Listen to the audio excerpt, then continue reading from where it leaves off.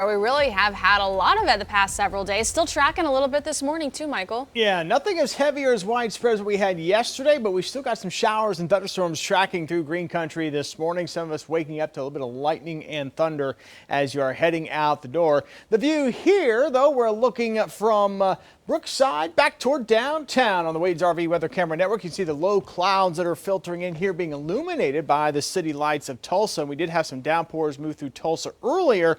A lot of that has now pushed off to the east. You can see a little quieter right now in Tulsa, but you can see the rain here working from near Muskogee as you head up through Wagner and Choteau and back up to around Locust Grove as well. Prior seeing the downpours up through Chelsea, and Mark Folta has been out this morning keeping an eye on some of that rain as it has moved through the metro. He's continuing to work his way here now in parts of Rogers County, and you can see his view here.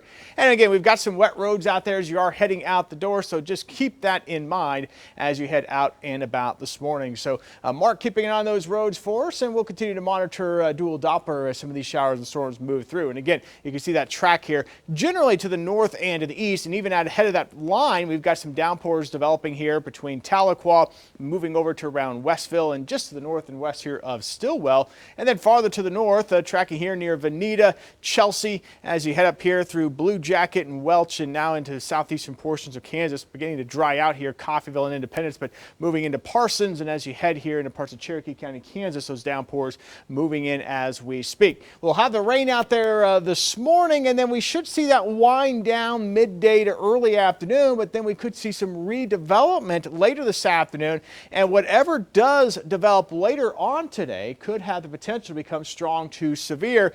Tulsa's chances probably running about 20 to 30%, so not a very high chance for the metro, but as you go to the east, that chance probably going to be a little bit higher, especially along and east of Highway 69. I think that's probably where we'll have the higher chance as you get closer here to the Missouri and Arkansas state line. As you go farther to the west, those odds looking a little bit lower, but we're not out of the woods. Even in Tulsa, not 100% out of the woods. And the storms that develop this afternoon, this evening, they'll be capable of wind and hail potential and even a low-end tornado threat. So not out of the woods that a couple of these storms may try to rotate, and the flash flood threat can be a little bit lower on the scale, but locally could have some very heavy rain that could cause some localized flooding issues. So that is something to keep in mind for your Wednesday afternoon and evening plans, especially if you live farther to the east. And here's why. We've got an area of low pressure that's going to track just off to our north. Cold front's going to be sweeping through, and then right ahead of that low and that cold front here in eastern Oklahoma, as you get into Missouri and Arkansas, that's where that severe threat's going to be later today.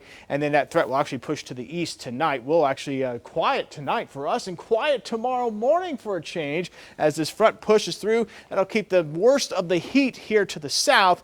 But then this front's going to start to lift back to the north, and we could get a few showers and storms around on Friday morning, especially across southern portions of the region. So we'll have another morning storm chance, especially to the south, once we get into Friday morning. We'll keep overnight storm chances in the forecast Friday night into Saturday morning, Saturday night into Sunday morning, and again Sunday night into Monday morning. Notice those afternoon high temperatures, though, going to get a little hotter for us. Could be well up into the 90s for those weekend plans.